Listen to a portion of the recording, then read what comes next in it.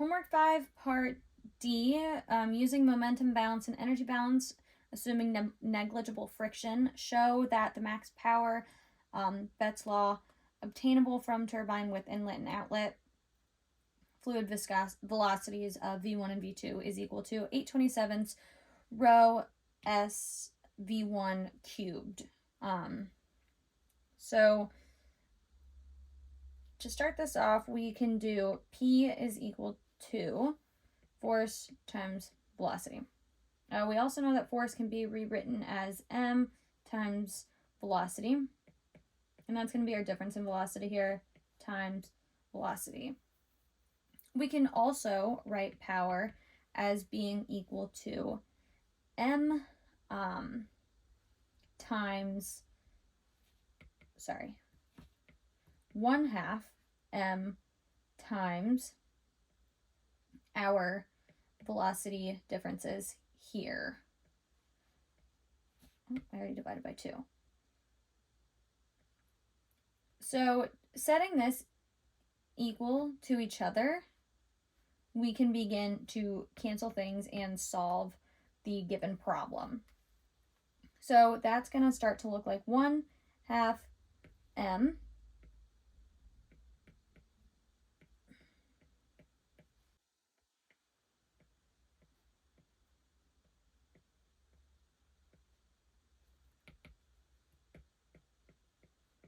times this. So this is going to be set equal to here, and that is going to be m dot v1 minus v2 times v. And if you look at what we have here, we can actually cancel both m's on each side and one of these v's, and then we are able to solve or provide an equation for velocity. So that's going to be 1/2 v1 plus v2. From here, we're going to define our m dot as being surface, the area, times rho times v. And we're going to plug what we found here into this equation up top. So that is going to look like S rho v times v1 minus v2 times v. So if you look here, we get v squared, and then we're actually going to plug in what we found here into this one. So moving that into power being equal to S rho v1 v2 times v1 squared plus v2 squared divided by 4, because that'll be 1/2 squared. So from here we can distribute. Actually, we can begin the distributing. I'm going to pull out this 1/4, and then we will distribute these two. So distributing that out will be, we'll get a v1 cubed and or I guess I'll just write this as I go. Oh. All right, we can get rid of this. I'm going to clean this up a bit. All right, that's a little bit easier. We get a 1/4 S rho v 1 minus v2. No, sorry, we're distributing.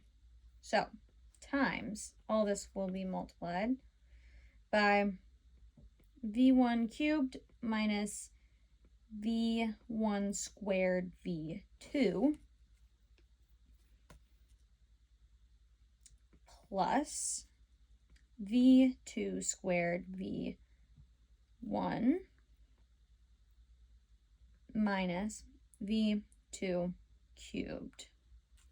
I guess I made this bracket a bit big. We're not dividing by anything. All right. So there is that. Our next step is going to be dividing all of this by a v1 cubed so we can begin to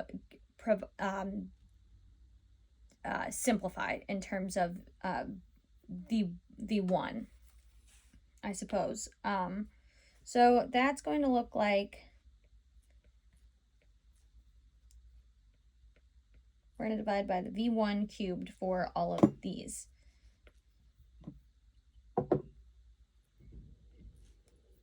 So that's going to be 1 minus, this will cancel and give us a v2 divided by v1. This will give us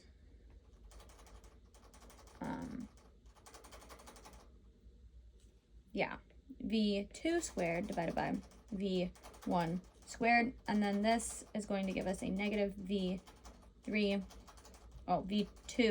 cubed over v1 cubed.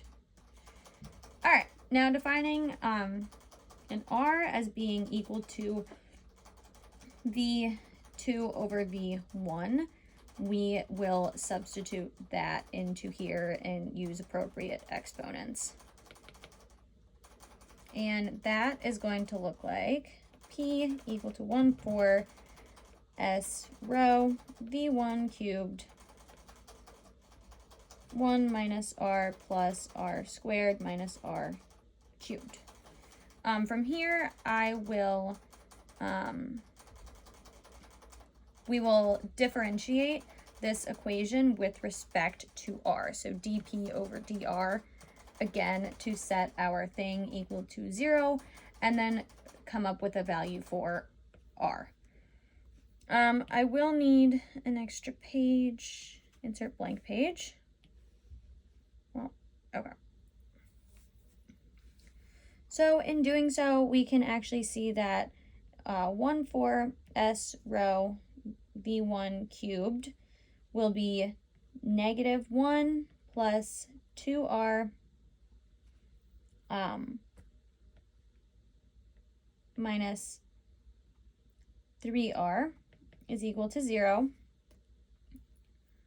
And then differentiating, or just the opposite of distributing, we will take that out and make this show as what was it? It's 1 plus r and 1 minus 3r. So we're actually going to solve r as being 1/3 for this problem, and then plug it back into this equation. So then we can do 1/4 rho v1 cubed time is 1 minus 1/3 plus 1/3 squared minus 1/3 cubed. And then factoring this out, we know that the common denominator will be 27. So 27 times 1 is 27. And then 1 times 9. Or I guess I'm not going to explain. This is just simple math here. So that's going to end up being 9. So we multiply by 3. So we get 3. And then minus 1. Yeah, okay. So that's what we end up getting, all still multiplied by this guy. So if we add this up, we get 27 minus 9 plus 3 minus 1 is equal to 32. And then we're able to divide that by this that is out front. And we finally obtain that power is equal to s rho v1 3 times our 8/27. And that is all for this video.